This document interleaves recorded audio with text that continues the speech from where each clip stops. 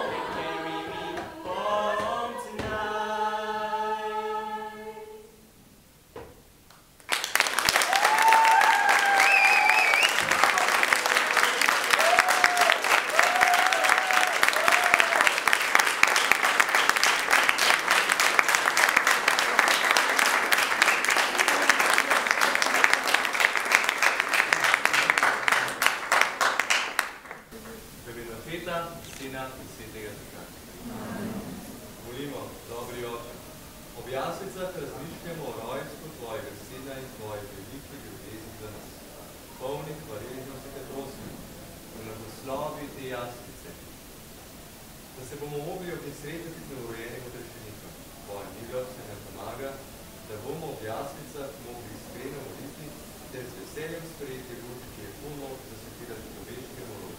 Po Kristusu našemu Gospodu.